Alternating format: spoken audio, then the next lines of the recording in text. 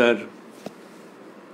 কথায় কথায় কথামৃত অনুষ্ঠানের 507তম পর্বে আপনাদের স্বাগত। আপনারা এই অনুষ্ঠান দেখছেন প্রাণারাম বাংলা ইউটিউব চ্যানেলে, যেখানে সপ্তাহের প্রত্যেক দিন সম্প্রচারিত হয় এই কথায় কথায় কথামৃত অনুষ্ঠানটি।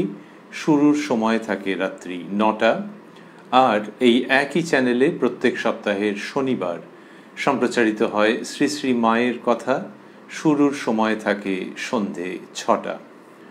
বর্তমান অনুষ্ঠানে শ্রী শ্রী রামকৃষ্ণ কথামৃততে আমরা প্রবেশ করব আজকে একটি নতুন দিনে এবং শুনব শ্রীরামকৃষ্ণের অমীয় বাণী। প্রবেশ করব শ্রী শ্রী রামকৃষ্ণ কথামৃততে, যার সূচনায় কথামৃতকার শ্রীযুক্ত মহেন্দ্রনাথ গুপ্ত বা শ্রীম বা মাস্টার মহাশয় উদ্ধৃত করেছেন, তব কথামৃতং তপ্ত জীবনং কবিভিরীড়িতং কলমশাপহং শ্রবণমঙ্গলং শ্রীমদাততং ভুবি গৃণন্তি ये ভূরিদা জনাঃ। ঠাকুর শ্রীরামকৃষ্ণ কাশীপুরের বাগানে উপরের সেই পূর্ব পরিচিত ঘরে বসিয়া আছেন। দক্ষিণেশ্বর কালী মন্দির হইতে শ্রীযুক্ত রামচাটুর্যে তাহার কুশল সংবাদ লইতে আসিয়াছিলেন। ঠাকুর মনির সহিত সেই সকল কথা বলিতেছেন, ওখানে কি এখন বড় ঠান্ডা? দক্ষিণেশ্বরের কথা বলছেন শ্রীরামকৃষ্ণ কথামৃতকার মাস্টারমশাইয়ের সঙ্গে। মাস্টারমশাই লিখলেন যে শ্রীযুক্ত রামচাটুর্যে এসেছিলেন।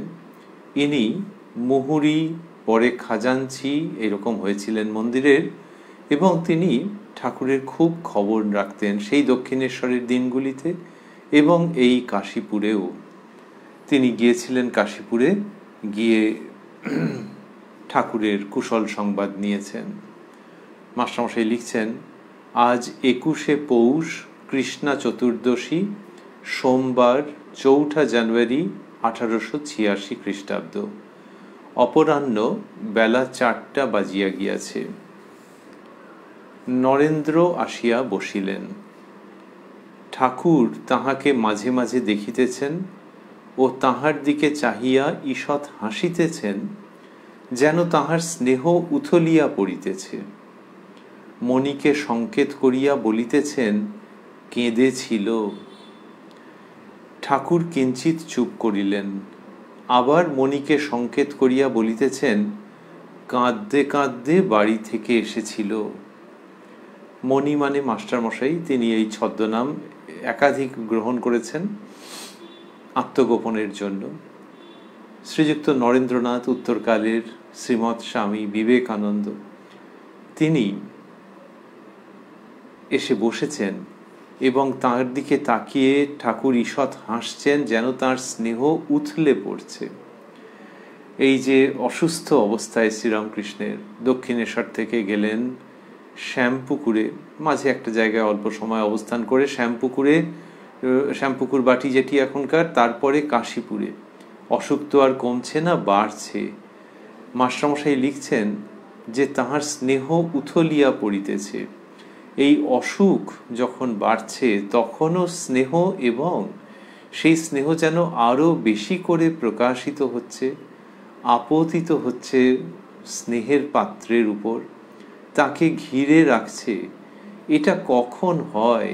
এমনিতে মানুষের শরীর খারাপ হলে স্বাভাবিক শরীরের দিকেই প্রায় পুরো মনটা চলে যায়, কিন্তু স্নেহের পাত্রের উপরে যেন আরো স্নেহ উথলে পড়ছে। এটি সাধারণত মায়েদের মধ্যে দেখতে পাওয়া যায়, যে শরীর খারাপ হলেও ওইটা, আর যেন শরীর খারাপ বলে আরো বেশি, যে একে কে দেখবে। তো শ্রীরামকৃষ্ণের ক্ষেত্রে ওই রকম লৌকিক অর্থে অতটা যদি নাও ভাবা যায়, তাহলেও খুব অবাক করে দেওয়া যে এই পুরুষ শরীরে তিনি ওই রকম নরেন্দ্রনাথের প্রতি স্নেহে ব্যাকুল হচ্ছেন, ব্যস্ত হচ্ছেন, স্নেহে একেবারে ভরপুর হয়ে থাকছেন। ভরপুর হয়েও মাস্টারমশাই বলছেন, যেন তাহার স্নেহ উথলিয়া পড়িতেছে। পুনরায় স্মরণ করছি, ওই শারীরিক কষ্ট, রোগ, যন্ত্রণা, তার মধ্যে থেকেই স্নেহ উথলে পড়ছে।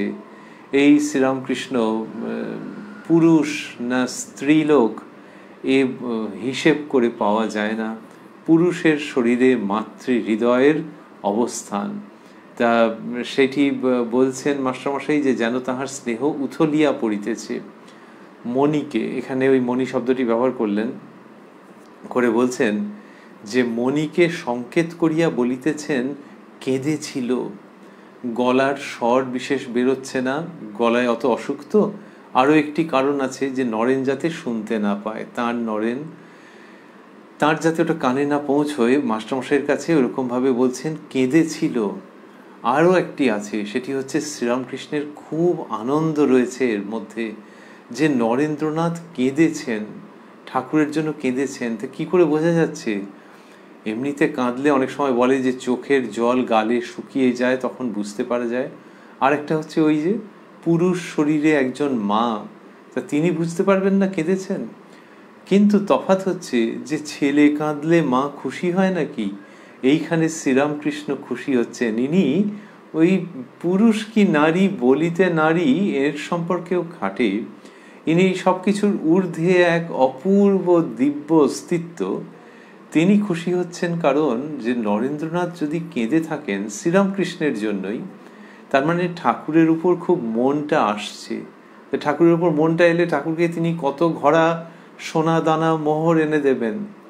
শ্রীরামকৃষ্ণের উপরে মনটা আসছে মানে শ্রীরামকৃষ্ণের যে ভাব সেটি হৃদয়ের গভীরে গিয়ে নরেন্দ্রনাথকে স্পর্শ করছে। ওইখানে ঠাকুরের আনন্দ, ওই ভাব তার নিজের বলেও তিনি মনে করেন না, বলেন যে মা দিচ্ছেন সমস্ত। মা যেমন বলান তেমনি বলি, যেমন চালান তেমনি চলি। তা সেই মায়ের ভাব ঠাকুরের মধ্য দিয়ে নিঃসৃত হচ্ছে, নরেন্দ্রনাথের হৃদয়কে গভীরে সেটি স্পর্শ করেছে। কিন্তু এই শরীরটা তো আর থাকবে না। নরেন অনেক লেখাপড়া জানা ছেলে, সে অনেক আগেই বুঝে গেছে। তা কেঁদেছে মানে এই দিকে টান আছে, আমার দিকে আছে, আমার মায়ের দিকে আছে নরেনের টান। এই আনন্দ মাস্টারমশাইয়ের সঙ্গে চুপি চুপি ফিসফিস করে ভাগাভাগি করে নিচ্ছেন, বলছেন কেঁদেছিল।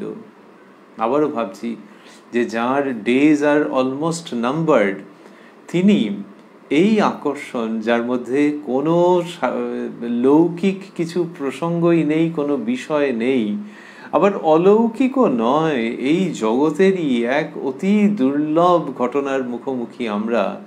সেইখানে শ্রীরামকৃষ্ণ আনন্দ করছেন যে এই শরীরটা তো যাবেই, কিন্তু সেটা যাবে ভেবে ওই ছেলে আমার চোখের মণি সে কেঁদেছে জানো। তার মানে এখানকার ভাব সে নিচ্ছে, তার ভেতরে ঢুকে গেছে, এই ভঙ্গিতে বলছেন। এবং ওই যে নরেন্দ্রনাথ কেন কেঁদেছেন সেটা নরেন্দ্রনাথই বলবেন, আমরা আজকে শুনবো।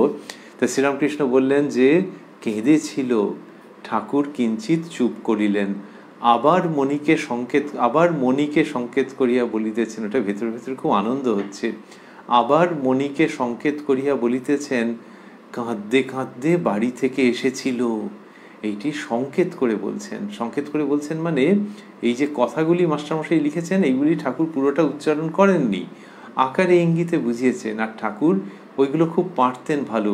এটা তো অভিনয় লোকে অনেক সময় বলে যে যেটা সত্য নয় সেইটা, কিন্তু সত্য বস্তুকেও তো অভিনয়ের দ্বারা বোঝানো যায়। তো সেইটাতে শ্রীরামকৃষ্ণ অত্যন্ত পারদর্শী ছিলেন। তিনি ইঙ্গিত করছেন, মাস্টারমশাই সবটা বুঝেছেন, সেটিকে লিখে ফেললে এইরকমই যে কাঁদতে কাঁদতে বাড়ি থেকে এসেছিল। এই আনন্দটা জানা গেল কি করে? বাক্যের শেষে বিস্ময় চিহ্ন আছে। আনন্দটা জানা গেল চোখে মুখের অভিব্যক্তি থেকেই তো আনন্দ বোঝা যায়।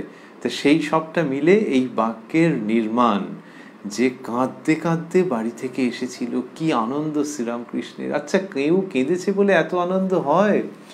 এই নরেন্দ্রনাথকেই শ্রীরামকৃষ্ণ বলেছিলেন যখন সে কলেজের ছেলে, তরতাজা যুবক। সেটা কোন সময়? 1881, আর এটি হচ্ছে 1886।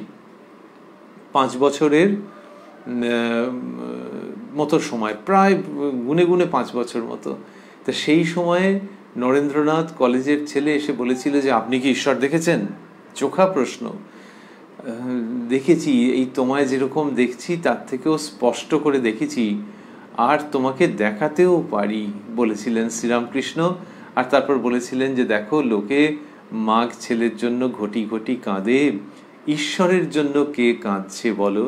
তো এই ঈশ্বরের জন্য কেঁদেছেন নরেন্দ্রনাথ, সাক্ষাৎ জীবন্ত ঈশ্বরের জন্যে, যার শরীর চলে যাবে কিছুকালের পরেই কিন্তু যার অস্তিত্ব থেকে যাবে চিরকালের জন্য, সেই শ্রীরামকৃষ্ণ, তার জন্যে নরেন্দ্রনাথ কেঁদেছেন। তাই ঈশ্বরের জন্য কে কাঁদছে বলো, এটা যখন জিজ্ঞাসা করেছেন শ্রীরামকৃষ্ণ, গ্রন্থে জিজ্ঞাসা চিহ্ন দিয়েই আছে, থাকাই স্বাভাবিক, তিনি সেইভাবেই তো বলেছেন। কিন্তু ওই জিজ্ঞাসার চিহ্নটাকে যদি একটু ম্যাগনিফাইং গ্লাস দিয়ে দেখা যায়, তাহলে বোধহয় দেখা যাবে যে ওর মধ্যে আশীর্বাদ রয়েছে, যে বাবা আশীর্বাদ করছি যে ভগবানের জন্য তোমার চোখে জল আসবে। আজকে 4 জানুয়ারি 1886 দেখছি শ্রীরামকৃষ্ণ সেই আনন্দ করছেন, যেন ওই নরেন আর এই নরেন জানো বাড়ি থেকে কাঁদতে কাঁদতে এসেছিল মাস্টারমশাইয়ের কাছে বলবার, এই জন্য তার এত আনন্দ এবং সেই সঙ্গে স্নেহ উথলে পড়ছে। সকলে চুপ করিয়া আছেন। এইবার নরেন্দ্র কথা কহিতেছেন। নরেন্দ্র, ওখানে আজ যাব মনে করেছি। শ্রীরামকৃষ্ণ, কোথায়? নরেন্দ্র, দক্ষিণেশ্বরে বেলতলায়, ওখানে রাত্রে ধুনি জ্বালাবো।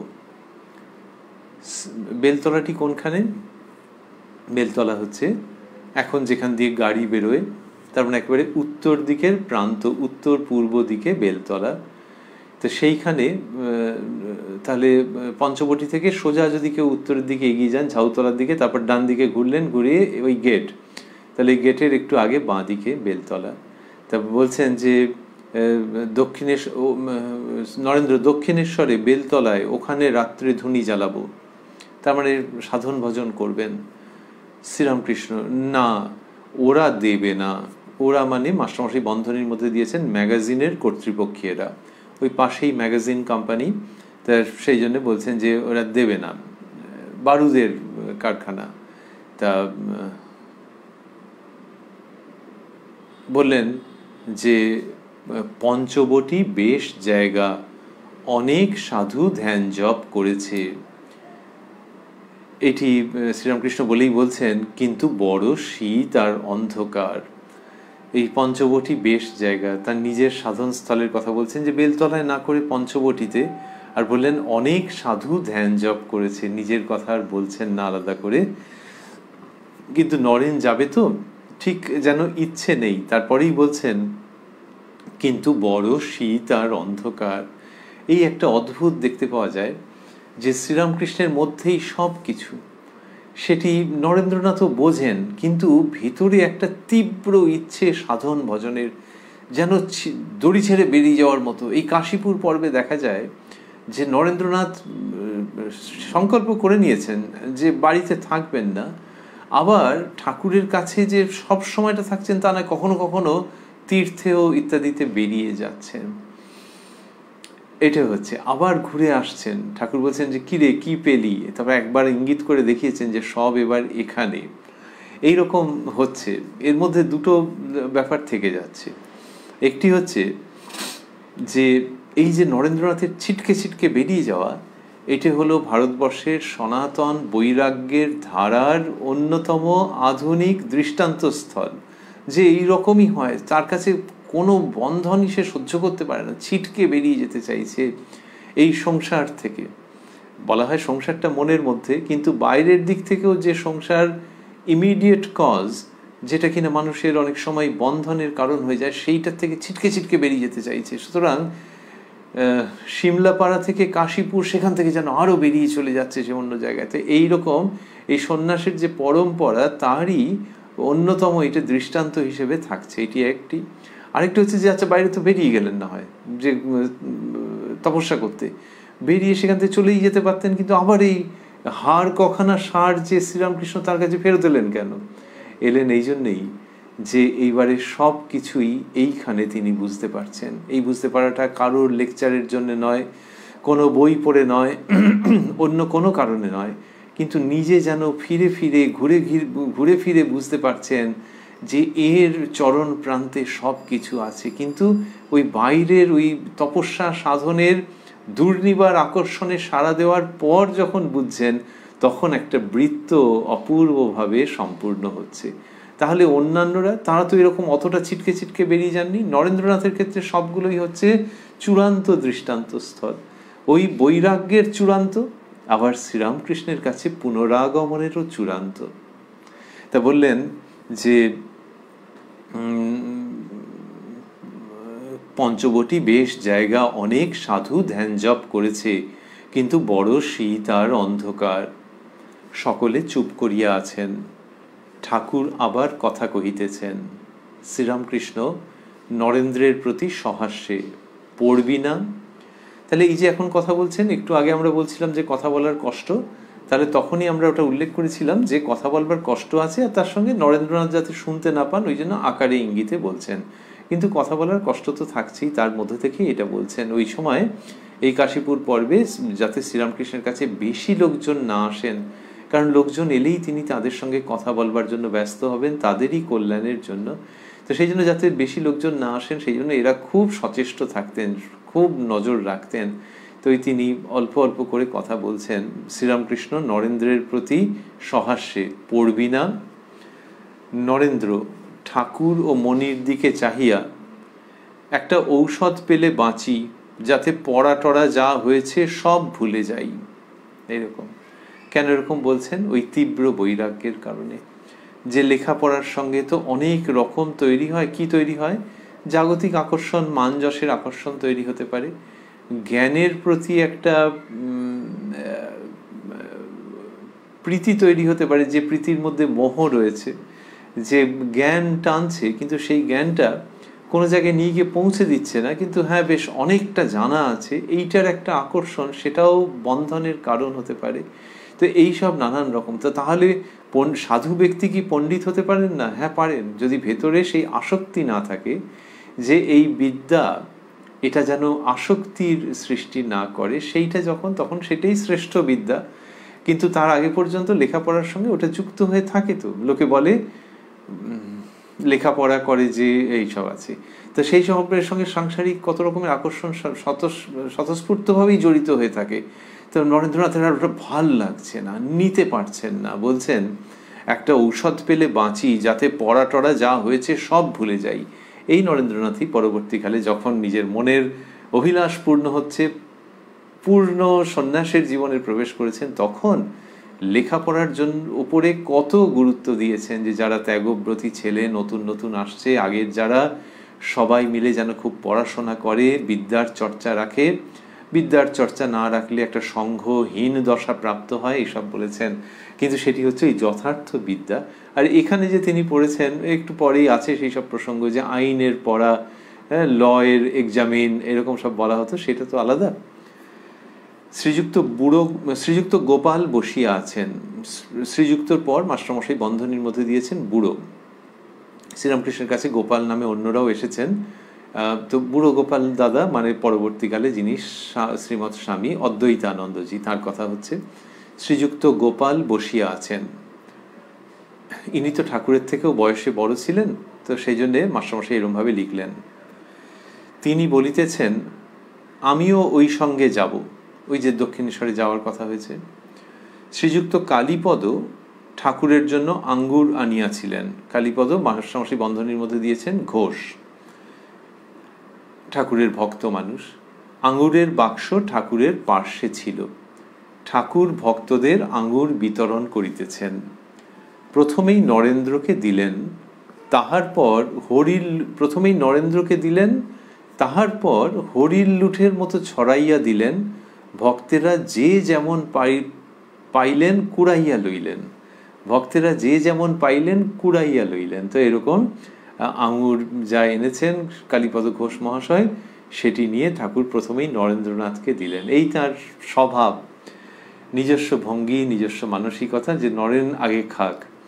নরেন্দ্রনাথ প্রথম প্রতিবাদ করতেন, পরে আর করেননি বলেই মনে হয়। তিনি বুঝেছেন যে ঠাকুরের একটা অন্য রকমের দৃষ্টি তার উপরে আছে, যে ঠাকুরের বার্তাবহ তিনি হবেন, ঠাকুর এইরকমভাবে করছেন। তা আঙুর দিয়েছেন, দিয়ে তারপর হরির লুঠের মতো ছড়িয়ে দিয়েছেন। ভক্তেরা যে যেমন পাইলেন কুড়াইয়া লইলেন। এবার সময় আরো গড়াচ্ছে।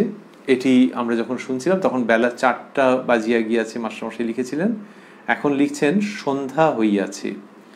নরেন্দ্র নিচে বসিয়া তামাক খাইতেছেন ও নিভৃতে মণির কাছে নিজের প্রাণ কিরূপ ব্যাকুল গল্প করিতেছেন। নরেন্দ্রনাথ নিজের মনের কথা বলছেন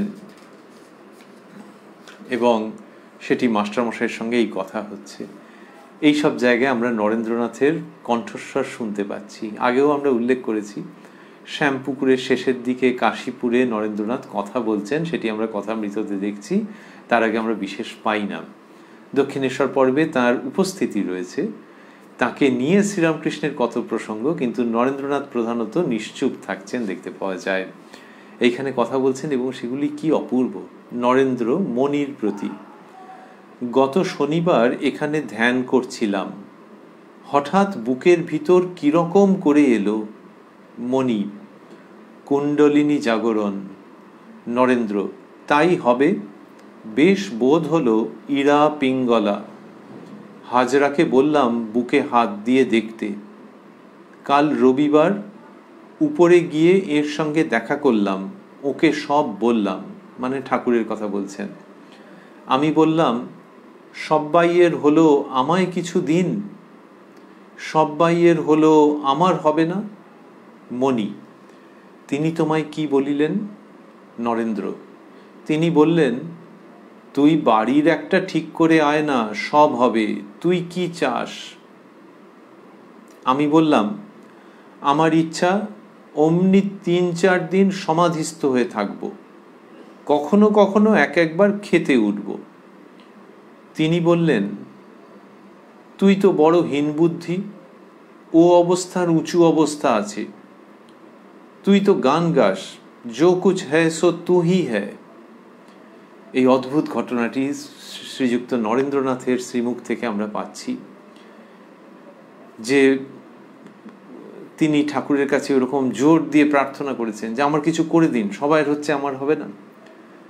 তখন ঠাকুর বলছেন তুই কি চাস? নরেন্দ্রনাথ বলছেন যে আমার ইচ্ছা অমনি 3-4 দিন সমাধিস্থ হয়ে থাকবো। অমনি মানে ওই রকম, ওই রকম মানে এটা কিরকম? ওই যে ঠাকুর তো বিভিন্ন সময় এইসব প্রসঙ্গ করেন, সুখদেব প্রমুখ, তো ওই রকম 3-4 দিন সমাধিস্থ হয়ে থাকবো, কখনো কখনো একবার খেতে উঠবো। এটা বলছেন কেন? যে এই যে সমাধির যে আনন্দ এবং সেইখান থেকে যে প্রাপ্তি, এটা তো হতে হবে, কিন্তু শরীর তো কিছু চায় দানা পানি, তো সেইটার জন্য কখনো কখনো খেতে উঠবো। উঠবো কথাটার মানেটা কি? সমাধি থেকে বুদ্ধিত হওয়া বলা হয়। তো সেই সমাধি থেকে বুদ্ধিত হব, আপনি এরকম করে দিন, মানে ভঙ্গিটা হচ্ছে যে তো আমার ক্ষমতায় হবে না, আপনি এটা করে দিন, যে শরীরটা রাখবার জন্য ওই কখনো কখনো, কিন্তু 3-4 দিন সমাধিস্থ হয়ে থাকবো। এইটা যে নরেন্দ্রনাথ বলছেন কি অপূর্ব। যিনি ওই জিজ্ঞেস করতে গিয়েছিলেন যে মশাই আপনি কি ঈশ্বর দেখেছেন, আমরা একটু আগে স্মরণ করছিলাম, সেই তিনি যিনি বলছেন আপনি কি ঈশ্বর দেখেছেন, সেই তিনি এই 5 বছরের মধ্যে, অনলি 5 ইয়ার্স, লোকের কত জন্ম চলে যায়। আর এখানে দেখছি অদ্ভুত রামকৃষ্ণ লীলায় 5 বছরের মধ্যে তিনি বলছেন আমার ইচ্ছা অমনি 3-4 দিন সমাধিস্থ হয়ে থাকবো। যদি কেউ বলেন যে তিনি সপ্তর্ষি মণ্ডলের শ্রেষ্ঠ ঋষি, সেটা তো ওই দৃষ্টিতে দেখতে গেলে, কিন্তু এই জাগতিক যেটা, সেটা কোথায় যাবে? জাগতিক দিক দিয়ে তো সব আছে ঘটনা, সেই ঘটনাগুলো তো মানুষের কল্যাণ মঙ্গল শিক্ষার জন্য, তাদের বিরাট ভূমিকা আছে, এবং সেইখান দিয়ে দেখা যাচ্ছে যে এই অবস্থা হচ্ছে। আজকের দিনে কোনো ছেলে বা মেয়ে তার যদি ওরকম আধা আধা চিন্তা থাকে, অজ্ঞেয়বাদী বলা হয়, যে ঈশ্বর আছেন কি নেই সে বুঝতে পারছে না, সে জিনিসটাকে বুঝতে চাইছে, হিট করে হলেও বুঝতে চাইছে, জোর করে হলেও আদায় করতে চাইছে, স্থির থাকতে পারছে না, তার মধ্যে বিরাট জীবন জিজ্ঞাসা আছে, তাহলে সেই ছেলে বা মেয়ে এই শ্রীযুক্ত নরেন্দ্রনাথের সঙ্গে মানসিকভাবে নিজেকে আইডেন্টিফাই করতে চাইবে তো? যে নরেন্দ্রনাথের সংশয়, নরেন্দ্রনাথের প্রশ্ন কিরকম ছিল এবং সেগুলোর নিরসন কিভাবে হয়েছে, সব কি পুরোটা পাওয়া যাবে না, কিন্তু অনেকটা। এবং নিরসন হতে হতে এই অবস্থা, যেখানে বলছেন যে তুই কি চাস, তার উত্তরে বলছেন 3-4 দিন সমাধিস্থ হয়ে থাকবো। আর তাও কি 3-4 দিন বাদে হচ্ছে যে শুদ্ধ খাওয়ার জন্য একটু ওঠা, তারপর আবার সমাধিস্থ, এই তো বক্তব্য। তাহলে এইটা একজন ছেলে বলছেন তার সমস্ত দেহ মন, তার সমস্ত ফ্যাকাল্টিজ একেবারে অটুট রয়েছে, জীবন্ত, জাগ্রত, লাইভলি, সেই তিনি এই সমাধির কথা বলছেন। So what it is all about, এই সত্য তার মানে ওই রকম, ওই যে শ্রীরামকৃষ্ণ বলেছিলেন তোমায় যেরকম দেখছি তার থেকেও বেশি স্পষ্ট রূপে দেখেছি, তাহলে ওই রকম সত্যের সন্ধান কিছু একটা পাচ্ছেন, যার জন্য এই কথা বলছেন within just a span of 5 years। তো তিনি বললেন তুই তো বড় হীন বুদ্ধি। এইবার নরেন্দ্রনাথকে তিরস্কার করছেন। যিনি বলছেন যে সমাধিস্থ হয়ে থাকতে চাই, তাকে তিরস্কার এই বোধহয় জগতের ইতিহাসে আগে হয়নি, হবেও না। কিন্তু এখানে শ্রীরামকৃষ্ণ তিরস্কার করছেন। কারণ কি? তার কারণ হচ্ছে নরেন্দ্রের জন্য ওর ওপরেও অবস্থা আছে, যে সমাধিস্থ হয়ে ভেতরে যে আনন্দ তিনি পাবেন তার উপরেও অবস্থা। সেটি কি? সেটি হচ্ছে যে সর্বজীবে সর্বভূতে তাকে দর্শন করা, ওই ভেতরে যা পাবে, সে তিনি কে সেই কথা এখন তুলছি না, কিন্তু যাকে পাবে, যার জন্যে এত আকুলি বিকুলি যে আনন্দ পাওয়ার জন্য, সেই তাকে নরেন তুমি চোখ খোলো, স্তিমিত চিত সিন্ধু ভেদি। তো ওই সেখান থেকে যে জ্যোতি উৎপন্ন হয়েছে তারই কাছে শ্রীরামকৃষ্ণের যেন এই বাণী, এই পুত্রসম অনুরোধ যে চোখ খোলো নরেন, চোখ খুলে দেখো যে জগতেও সেই তিনি, আর সেই তিনি কত রূপে, কোথাও খুব সুখী, কোথাও বড় দুঃখী। তো এই যে সুখী যে দুঃখী দুজনেরই তোমাকে প্রয়োজন। তুমি আর কতদিন চোখ মুজে থাকবে, এবার ওঠো। সেই যে ভঙ্গি, সেইখানে জাগ্রত করছেন তিনি।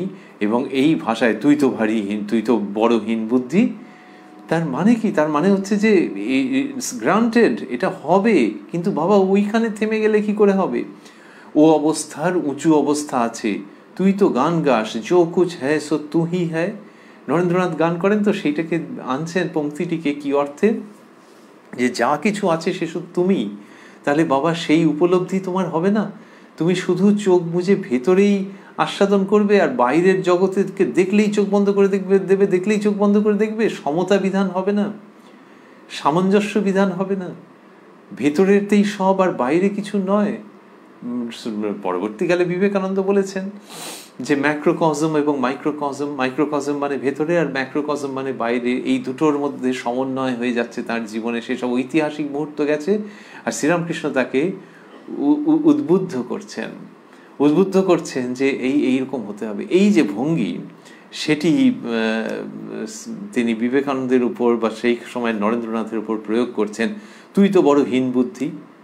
তাহলে যিনি কিনা বলছেন যে চোখ বন্ধ করে থাকবেন, সমাধিস্থ হয়ে থাকবেন, তাকে কি বলছেন বাংলায়? তুই তো বড় হীন বুদ্ধি। এটাকে ইংরেজিতে করলে কি দাঁড়ায়? কিছু একটা দাঁড়ায়। কিন্তু বিবেকানন্দ যা বলছেন সেটিকে আমাদের খুব মনে পড়ছে। তিনি বলছেন অ্যারাইজ অ্যাওয়েক। এই যে অ্যারাইজ অ্যাওয়েক, ওঠো জাগো, এই জাগরণের বাণী তিনি শ্রীরামকৃষ্ণের কাছ থেকে পাচ্ছেন। এখানে দেখছি সেটি কি অপূর্বভাবে বিবেকানন্দ জীবনে এক মৌলিক বার্তা, এক আধুনিক আহ্বান, এক অন্তরতম অনুপ্রেরণা, যে তুই তো বড় হীন বুদ্ধি। যেমন লোকে মাঘ ছেলের জন্য ঘটি ঘটি কাঁদছে, তার জন্য কে কাঁদছে বলো? ওই যে জিজ্ঞাসার চিহ্ন, ওই জিজ্ঞাসার চিহ্ন জিজ্ঞাসা হয়ে থাকবে না, আমরা আগেই বলছিলাম, ওটি আশীর্বাদ হয়ে ঝরে পড়েছে। তেমনি তুই তো বড় হীন বুদ্ধি এইসবের মধ্যে যা আছে, এবং শেষে বিস্ময় চিহ্ন আছে, এই বিস্ময়ও থাকবে না। নরেন্দ্রনাথ শ্রীরামকৃষ্ণের কৃপায় রূপান্তরিত হবেন বিবেকানন্দে। তো সেই সবগুলোর একটি ভাব ঘন মুহূর্তে আমরা উপস্থিত রয়েছি, যেখানে ওই অ্যারাইজ অ্যাওয়েকের বাণী শ্রীরামকৃষ্ণ প্রয়োগ করছেন স্বামীজির উপর বা তৎকালীন নরেন্দ্রনাথের উপর। ও অবস্থার উঁচু অবস্থা আছে। তুই তো গান গাস, জো কুছ হ্যায় সো তু হি হ্যায়। মণি, হ্যাঁ, উনি সর্বদাই বলেন যে সমাধি থেকে নেমে এসে দেখে তিনি জীবজগৎ এই সমস্ত হয়েছেন। ঈশ্বরকোটির এই অবস্থা হতে পারে। উনি বলেন জীবকোটি সমাধি অবস্থা যদিও লাভ করে আর নামতে পারে না। শ্রীরামকৃষ্ণের কাছেই মাস্টারমশাই শুনেছেন, সেটি নরেন্দ্রনাথের কাছে বিশেষভাবে উল্লেখ করলেন যে সমাধি থেকে নেমে এসে এরকম দেখতে পাওয়া যায়, ঈশ্বরকোটির এই অবস্থা হতে পারে, সেটি শ্রীরামকৃষ্ণ বলেন। নরেন্দ্র, উনি বললেন তুই বাড়ির একটা ঠিক করে আয়, সমাধি লাভের অবস্থার চেয়েও উঁচু অবস্থা হতে পারবে। ওই বাড়িতে তখন তো সাংসারিক তীব্র বিপর্যয় চলছে, তার পিতৃবিয়োগের পর কোথায় মা ভাইয়েরা খাবেন, কি খাবেন, বাড়িতে থাকা, মামলা মোকদ্দমা, সেই নিয়ে একটা অস্থির অবস্থা। তো শ্রীরামকৃষ্ণের তো সেই দিকে মন রয়েছে, নরেন্দ্রনাথের রয়েছে, আবার এই দিকে এত আকর্ষণ। শ্রীরামকৃষ্ণের এইরকম শারীরিক অবস্থা, শ্রীরামকৃষ্ণের ব্রত উদযাপন, ঈশ্বর লাভের তীব্র আকুতি, সুতরাং বাড়িতে থাকতে পারছেন না, অথচ বাড়িতে তো ওই রকম ছিন্ন ভিন্ন যেন অবস্থা। সেখানে রয়েছেন জননী শ্রীরামকৃষ্ণ।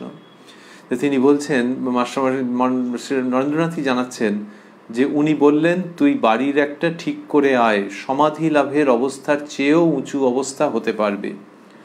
আজ সকালে বাড়ি গেলাম, সকলে বকতে লাগলো আর বললে, কি হো হো করে বেড়াচ্ছিস? আইন এক্সামিন এত নিকটে, পড়াশোনা নাই, হো হো করে বেড়াচ্ছ।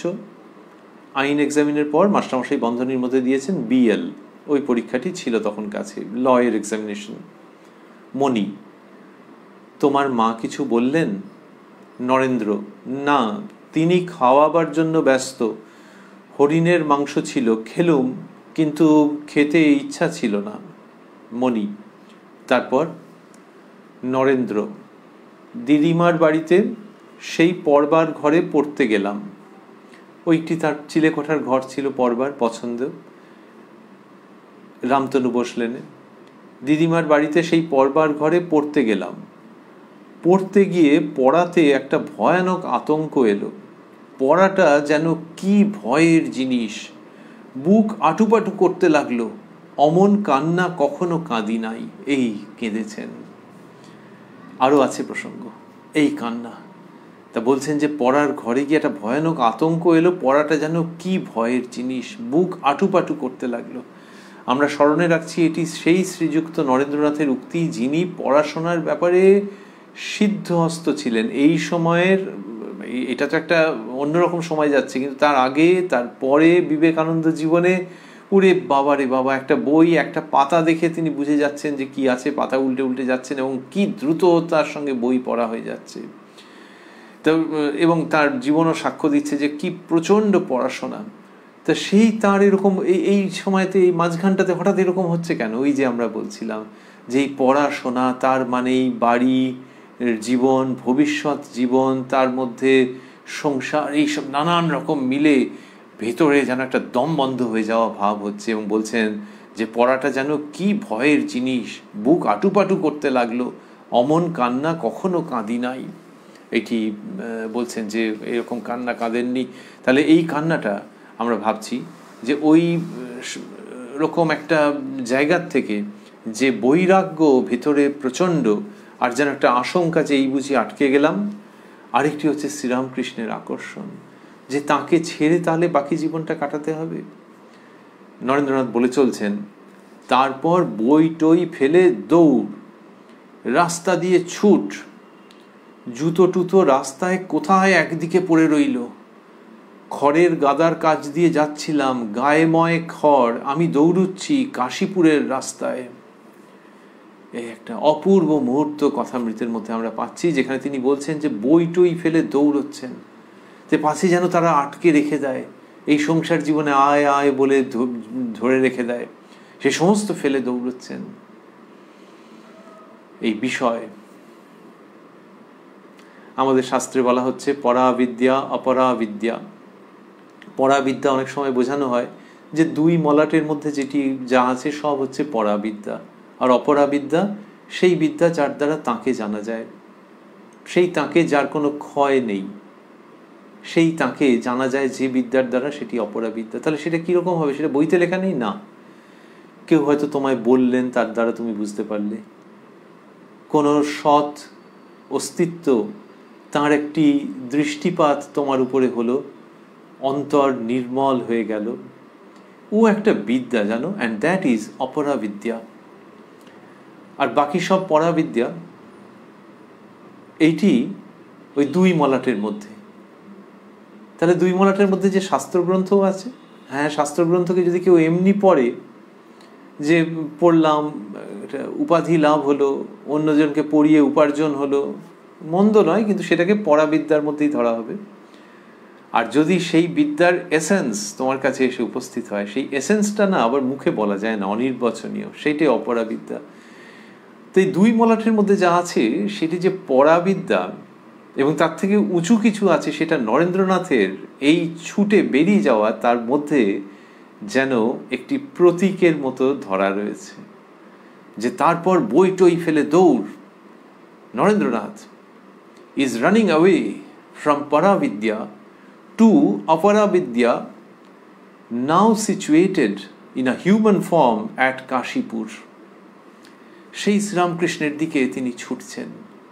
তারপর বইটই ফেলে দৌড়, রাস্তা দিয়ে ছুট, জুতো টুতো রাস্তায় কোথায় একদিকে পড়ে রইল, জুতো খুলে বেরিয়ে যাচ্ছে পা থেকে, এইরকম ভাবে ছুটছেন। জুতো কেন খুলে বেরিয়ে যাবে? হয়তো কিছুতে ঠক্কর লেগে গেছে, এটা ওটা হয়েছে। আর নরেন্দ্রনাথ শরীরের ব্যাপারে একেবারে উদাসীন ছিলেন, ফলে কি একখানা জুতো পরেছিলেন সেটা নিয়ে সেটা রাস্তায় পা থেকে ছিটকে বেরিয়ে গেল। বুদ্ধদেবের সন্ন্যাসের কথা আছে, নিমাই সন্ন্যাস বিখ্যাত, আবার এই নরেন্দ্র সন্ন্যাস এইটি জগতে অতুলনীয়, অনন্য। এই তারই অগ্নিময় বিবরণের মধ্যে আমরা আছি এক্ষেত্রে নরেন্দ্রনাথের শ্রীমুখে উচ্চারিত। জুতো টুতো রাস্তায় কোথায় একদিকে পড়ে রইল, খড়ের গাদার কাছ দিয়ে যাচ্ছিলাম, গায়ে ময়ে খড়, আমি দৌড়ুচ্ছি কাশীপুরের রাস্তায়। এইটা নরেন্দ্রনাথ বলছেন, ঠাকুরের কাছে বলেননি। ঠাকুরের সঙ্গে ওই রকম সম্পর্ক যে ওই রকম একটু ঠাকুরের সঙ্গে একটু ঝগড়াঝাঁটি করা, কথার মধ্যে না এটা কেন ওটা কেন, কিন্তু ভেতরে ভেতরে যে ভাব, উরে বাবারে বাবা, এই মাস্টারমশাইয়ের কাছে বলছেন এই সমস্ত। আর আমরা স্মরণে রাখছি যে ঠাকুর বলেছিলেন, ওকে দেখেই যে কাঁদতে কাঁদতে বাড়ি থেকে এসেছিল, ইঙ্গিত করে বলেছিলেন। জানলেন কি করে? এমনিতে গায়েটায় যে লেগে আছে, জামা টামা অপরিষ্কার, হয়তো খড় একটা লেগেও আছে, সেটার থেকেও বলতে পারেন। আর তিনি তো অন্তর্যামী, ওই যে বললাম আমরা যে মা বুঝতে পারেন, এইখানে ডিটেল বলছেন নরেন্দ্রনাথ যে ওই রকমভাবে ছুটেছেন, গায়ে খড় লেগে যাচ্ছে, এ হচ্ছে, সেই সমস্ত কিচ্ছু ভ্রুক্ষেপ নেই, কাশীপুরের রাস্তায় ছুটেছেন। নরেন্দ্র একটু চুপ করিয়া আছেন, আবার কথা কহিতেছেন নরেন্দ্র। বিবেক চূড়ামণি শুনে আরও মন খারাপ হয়েছে। শঙ্করাচার্য বলেন যে এই তিনটি জিনিস অনেক তপস্যায়, অনেক ভাগ্যে মেলে। মনুষ্যত্বং, মুমুক্ষুত্বং, মহাপুরুষ সংশ্রয়। এই তিনটি শব্দকে মাস্টারমশাই স্থূলাক্ষরে দিয়েছেন, মনুষ্যত্বং, মুমুক্ষুত্বং, মহাপুরুষ সংশ্রয়। ভাবলাম আমার তো তিনটিই হয়েছে। অনেক তপস্যার ফলে মানুষ জন্ম হয়েছে, অনেক তপস্যার ফলে মুক্তির ইচ্ছা হয়েছে, আর অনেক তপস্যার ফলে এরূপ মহাপুরুষের সঙ্গ লাভ হয়েছে। মণি, আহা।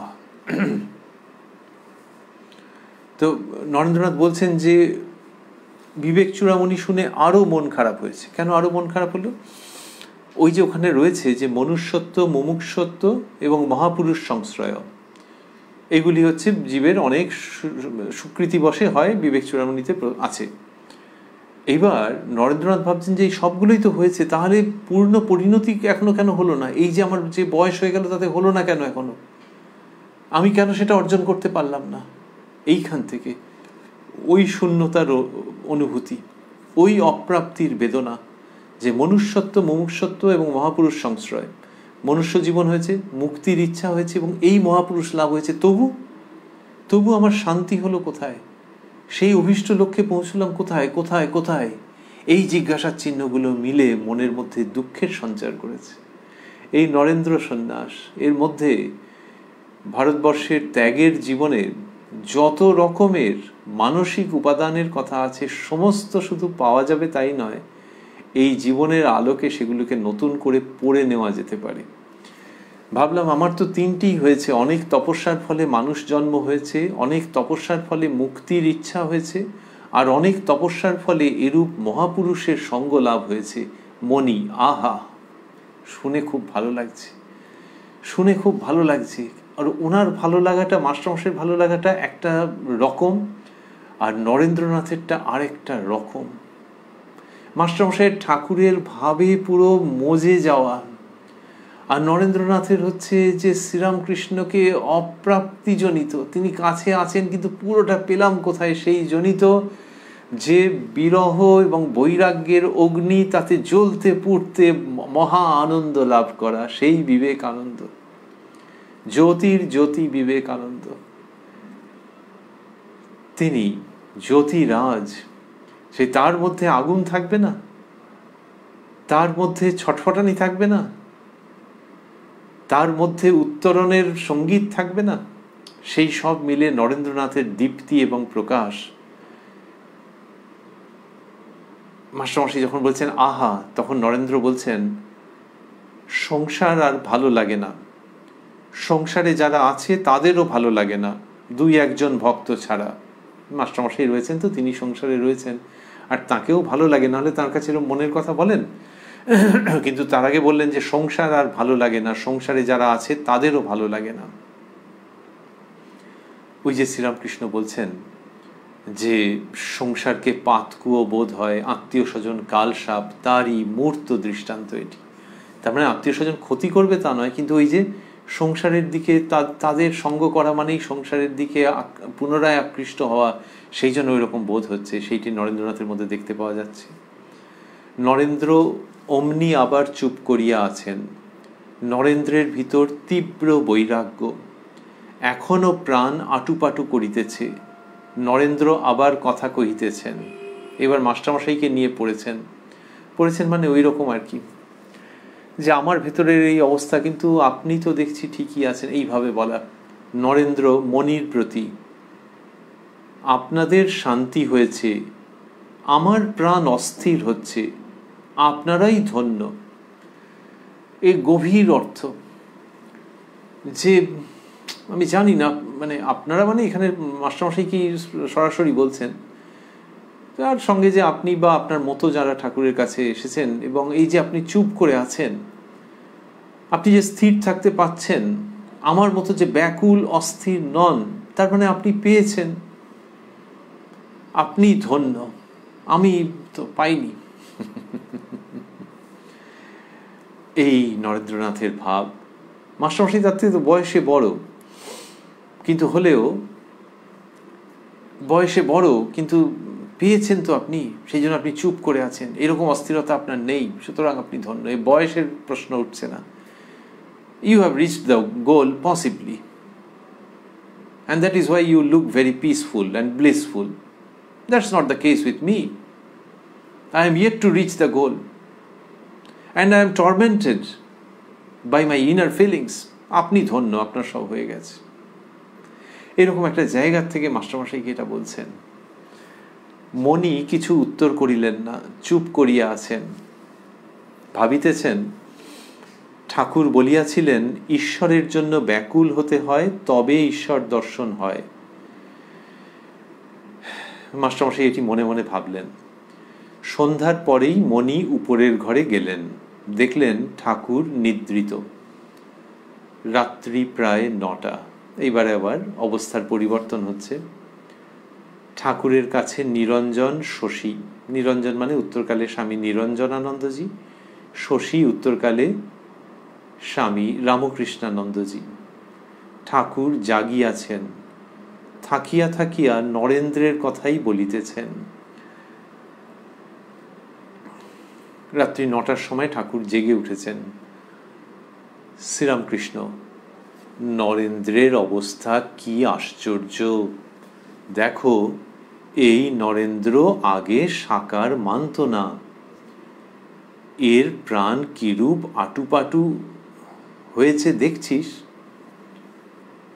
তা বলছেন নরেন্দ্রের অবস্থা কি আশ্চর্য, তিনি দেখে অবাক হয়ে যাচ্ছেন, আর বললেন এই নরেন্দ্র আগে সাকার মানত না। ব্রাহ্ম সমাজভুক্ত ছিলেন এবং নিরাকারবাদী ছিলেন। এর প্রাণ কিরূপ আটুপাটু হয়েছে দেখছিস? সেই যে আছে, একজন জিজ্ঞাসা করেছিল ঈশ্বরকে কেমন করে পাওয়া যায়। গুরু বললেন, এসো আমার সঙ্গে, তোমায় দেখিয়ে দিই কি হলে ঈশ্বরকে পাওয়া যায়। এই বলে একটা পুকুরে নিয়ে গিয়ে তাকে জলে চুবিয়ে ধরলেন। খানিকক্ষণ পরে তাকে ছেড়ে দেওয়ার পর শিষ্যকে জিজ্ঞাসা করলেন, তোমার প্রাণটা কি রকম হচ্ছিল? সে বললে, প্রাণ যায় যায় হচ্ছিল। শ্রীরামকৃষ্ণ এই দৃষ্টান্তটি দিয়েছেন যে তখন ওই যিনি ওটি করেছেন তিনি বলেছেন যে গুরু সেই শিষ্যকে বলেছেন যে ঈশ্বরের জন্য এরকম হলে তবে জানবে যে তাকে পাবে। এখানে এই প্রসঙ্গটি বলার পর বলছেন, ঈশ্বরের জন্য প্রাণ আটুবাটু করলে জানবে যে দর্শনের আর দেরি নাই। অরুণ উদয় হলে, পূর্ব দিক লাল হলে বুঝা যায় সূর্য উঠবে। তাই নরেন্দ্রনাথের ভেতরে যে আটুবাটু করছে, এই আটুপাটু শব্দটি নরেন্দ্রনাথ বলেছেন, তিনি সম্ভবত আটুপাটু উচ্চারণ করেছেন, মাস্টারমশাই সেইভাবেই লিখেছেন। আর এইখানে শ্রীরামকৃষ্ণ বললেন আটুবাটু। তা এই ঈশ্বরের জন্য প্রাণ আটুবাটু করলে জানবে যে দর্শনের আর দেরি নাই। অরুণ উদয় হলে, পূর্ব দিক লাল হলে বুঝা যায় সূর্য উঠবে। নরেন্দ্রনাথের ভেতরে এই যে ব্যাকুলতা হচ্ছে সেইটাকে শ্রীরামকৃষ্ণ সমর্থন করছেন, সেটিকে নিয়ে আনন্দ করছেন যে এইবার তার জীবনে পূর্ণ সত্যের বিকাশ হবে। শুনছেন শ্রীযুক্ত নিরঞ্জন, শ্রীযুক্ত শশী এবং মাস্টারমশাই। এদের সমক্ষে শ্রীরামকৃষ্ণ ধীরে ধীরে এই কথাগুলি বলছেন। ঠাকুরের আজ অসুখ বাড়িয়াছে, শরীরের এত কষ্ট, তবুও নরেন্দ্র সম্বন্ধে এই সকল কথা সংকেত করিয়া বলিতেছেন। এই এখন তো নরেন্দ্রনাথ সামনে নেই, কিন্তু তবুও এগুলি সংকেতে বলছেন। মাস্টারমশাই সেগুলো লিখছেন। মাস্টারমশাইয়ের ভাগ্য ভাবলে আমাদের ধন্য ধন্য করতে ইচ্ছে হয় যে শ্রীরামকৃষ্ণের শ্রীমুখের যে অকথিত কথা সেগুলিকে তিনি লিখবার অধিকার প্রাপ্ত হয়েছেন। কথামৃতের মধ্যে এই কাশীপুর পর্বে এসে দেখছি যে ওই ঠাকুর যেটি বলেননি, অন্য সময় হয়েছে মাস্টারমশাই বলছেন যে ঠাকুর কি ইঙ্গিতে বলিতেছেন এইটা, বা ঠাকুর কি এই কথাটি ইঙ্গিত করিতেছেন, এরকম। আর এখানে হচ্ছে যে তিনি তো বলতে পারছেন না বেশি, সত্যি সত্যি ইঙ্গিতে বলছেন। হয়তো একটু ফিস করে একটি দুটি কথা বলছেন, বাকিটা ইঙ্গিতে। মাস্টারমশাই বুঝে গিয়ে সেগুলোকে লিখছেন। ঠাকুরের শ্রীমুখের কথা লেখবার অধিকার প্রাপ্ত হওয়া, কেউ লিখতেই পারে কিন্তু কালের স্রোতে ভেসে বেরিয়ে যাবে যদি না তাঁর ইচ্ছে থাকে। তো তিনি মাস্টারমশাইকে দিয়ে লিখিয়েছেন, প্রকাশ করেছেন। তো এই শ্রীরামকৃষ্ণের যে প্রকাশিত এবং অপ্রকাশিত উক্তি, সেই সমস্তটা মিলে এই কথামৃত ঠাকুরেরই ইচ্ছায় নির্মিত, জগতের সমক্ষে উপস্থাপিত। ঠাকুরের আজ অসুখ বাড়িয়াছে, শরীরের এত কষ্ট, তবুও নরেন্দ্র সম্বন্ধে এই সকল কথা সংকেত করিয়া বলিতেছেন। নরেন্দ্র এই রাত্রেই দক্ষিণেশ্বরে চলিয়া গিয়াছেন। গভীর অন্ধকার, অমাবস্যা পড়িয়াছে। নরেন্দ্রের সঙ্গে দু একটি ভক্ত। মণি রাত্রে বাগানেই আছেন, বাগানে মানে কাশীপুরে ঠাকুরের কাছে। স্বপ্নে দেখিতেছেন সন্ন্যাসী মণ্ডলের ভিতর বসিয়া আছেন। এইটি মাস্টারমশাই সেই দিনের, এটি 4 জানুয়ারির কথা। তো সেই দিন সন্ধ্যায় তিনি সেদিনকে তিনি থেকেছেন এবং রাত্রে স্বপ্নে দেখেছেন যে সন্ন্যাসী মণ্ডলের ভেতর বসে আছেন। এর সঙ্গে সঙ্গেই এই 4 জানুয়ারি 1886 প্রসঙ্গের সমাপন হচ্ছে। আমরা রয়েছি উদ্বোধন কার্যালয়ে প্রকাশিত শ্রী শ্রী রামকৃষ্ণ কথামৃতের 1017 পৃষ্ঠায়। শ্রীরামকৃষ্ণের কৃপা সাপেক্ষে এই অনুষ্ঠানে আমরা আবারও মিলিত হব আগামীকাল প্রাণারাম বাংলা ইউটিউব চ্যানেলে, যেখানে সপ্তাহের প্রত্যেক দিন সম্প্রচারিত হয় এই কথায় কথায় কথামৃত অনুষ্ঠানটি। শুরুর সময় থাকে রাত্রি 9টা, আর ওই একই চ্যানেলে প্রত্যেক সপ্তাহের শনিবার সম্প্রচারিত হয় শ্রী শ্রী মায়ের কথা। শুরুর সময় থাকে সন্ধে 6টা। আজকে আমরা যা শ্রবণ করছিলাম তার মধ্যে প্রথমেই পেয়েছি যে শ্রীরামকৃষ্ণ নরেন্দ্রনাথকে দেখে মাস্টারমশাইয়ের সঙ্গে শেয়ার করেছেন ইঙ্গিতে যে নরেন্দ্রনাথ কেঁদেছেন, কাঁদতে কাঁদতে বাড়ি থেকে ঠাকুরের কাছে এসেছেন। এটি ঠাকুর খুব আনন্দের সঙ্গে মাস্টারমশাইয়ের সঙ্গে ইঙ্গিতে শেয়ার করেছেন। নরেন্দ্রনাথ দক্ষিণেশ্বরে যাবেন ভাবছিলেন, সেটি বলেছেন। বেলতলায় ঠাকুর পঞ্চবটির কথা বলেছেন। শ্রীযুক্ত কালীপদ ঘোষ মহাশয় আঙুর এনেছিলেন। ঠাকুর প্রথমে নরেন্দ্রনাথকে দিলেন, তারপরে হরির লুঠের মতো ছড়িয়ে দিলেন, যে যেমন পারলেন কুড়িয়ে নিলেন। সন্ধ্যের সময় নরেন্দ্রনাথ মাস্টারমশাইয়ের কাছে নিচে, কাশীপুরের নিচের তলায় বসে, নরেন্দ্রনাথ নিচে বসে তামাক খাচ্ছিলেন এবং নিভৃতে মনির কাছে নিজের প্রাণ কীরকম ব্যাকুল সেই সব কথা গল্প করছিলেন। এবং তিনি বললেন যে গত শনিবার এখানে ধ্যান করছিলাম, হঠাৎ বুকের ভিতর কীরকম করে এলো। মাস্টারমশাই বললেন কুণ্ডলিনী জাগরণ। নরেন্দ্রনাথ বললেন যে তাই হবে, বেশ বোধ হলো, ইড়া পিঙ্গলা। ঠাকুরের কাছে গিয়ে তিনি দেখা করেছেন এবং ঠাকুরকে বলেছেন যে সবাইয়ের হলো, আমার কিছু করে দিন। তখন ঠাকুর বলছেন যে তুই বাড়ির একটা ঠিক করে আয় না, সব হবে, তুই কি চাস? নরেন্দ্রনাথ বলেছেন যে আমার ইচ্ছে যে ওই রকম 3-4 দিন সমাধিস্থ হয়ে থাকবো, মাঝে মাঝে কখনো কখনো এক একবার খেতে উঠবো। ঠাকুর বলেছেন তুই তো বড় হীন বুদ্ধি, ও অবস্থার উঁচু অবস্থা আছে, তুই তো গান গাস, জো কুছ হ্যায় সো তু হি হ্যায়। বাড়িতে তিনি গিয়েছিলেন, কিন্তু গিয়ে বাড়িতে স্থির থাকতে পারেননি। পড়ার বই সেই সব দেখে বুকের মধ্যে কি একটা কষ্ট উৎপন্ন হয়েছে প্রচণ্ড রকমের, এবং তিনি ছুটতে ছুটতে চলে এসেছেন কাশীপুরের রাস্তা দিয়ে। সে জুতো কোথায় ছিটকে চলে গেছে, গায়ে খড় টর সমস্ত লেগে যাচ্ছে। এই অবস্থায় তিনি ছুটতে ছুটতে ঠাকুরের কাছে এসেছেন আর বলছেন যে বিবেক চূড়ামণির ওই মনুষ্যত্ব, মুমুক্ষুত্ব এবং মহাপুরুষ সংশ্রয় এই সবগুলো শুনে তার আরও মন খারাপ হয়েছে, সংসার ভালো লাগছে না, প্রাণ অস্থির হচ্ছে, এইসব কথা তিনি বলেছেন। মাস্টারমশাই সেইগুলি সব শুনেছেন। রাত্রির বেলায়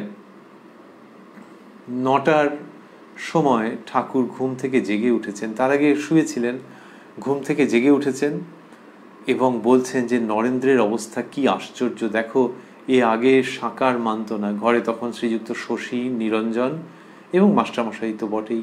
তো বলছেন এ আগে সাকার মানত না, এর প্রাণ কিরূপ আটুপাটু হয়েছে দেখছিস। একবার বললেন আটুপাটু, তারপর বলবেন আবার আটুবাটু।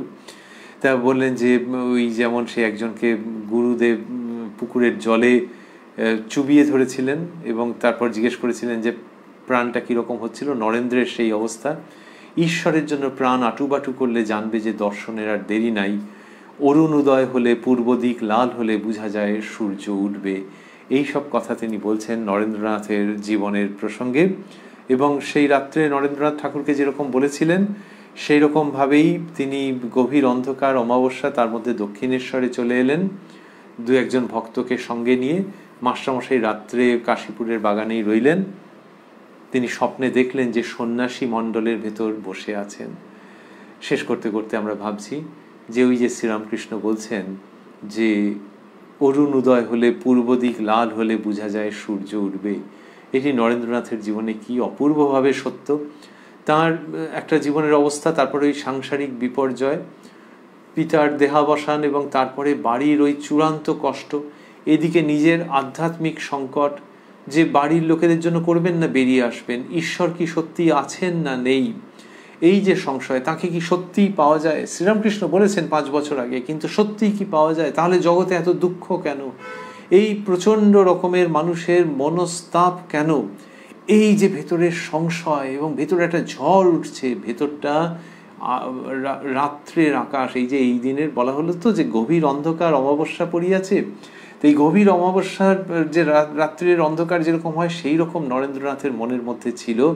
কিন্তু সেখানে তিনি ছুটতে ছুটতে ঠাকুরের কাছে আসছেন এবং ঠাকুর বলছেন, মাস্টারমশাই প্রমুখ শ্রীযুক্ত নিরঞ্জন, শশী রয়েছেন, বলছেন যে পূর্ব দিক লাল হলে বোঝা যায় সূর্য উঠবে।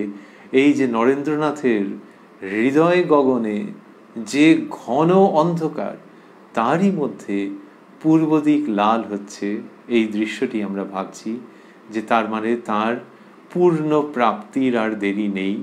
এই রাত্রের অন্ধকার কেটে যাবে, এই অমানিসার অবসান হবে, নতুন সূর্য উঠবে, নতুন জীবন তৈরি হবে। এইটি তার জীবনে ঘটতে চলেছে। সেই মুহূর্তে আমরা রয়েছি। সেই যে নতুন সূর্য তাকে নতুন জীবন এনে দেবে, তারই নাম শ্রীরামকৃষ্ণ। ওং নিরঞ্জনং নিত্যম অনন্ত রূপং ভক্তানুকম্পাধৃত বিগ্রহং বৈ ঈশাবতারং পরমেশমিড্যং তং রামকৃষ্ণং শিরসা নমামঃ। প্রাণারাম প্রাণারাম প্রাণারাম প্রাণারাম প্রাণারাম প্রাণারাম। কি যেন লুকানো নামে তাই মিষ্ট এত তব নাম। প্রাণারাম প্রাণারাম প্রাণারাম প্রাণারাম প্রাণারাম প্রাণারাম।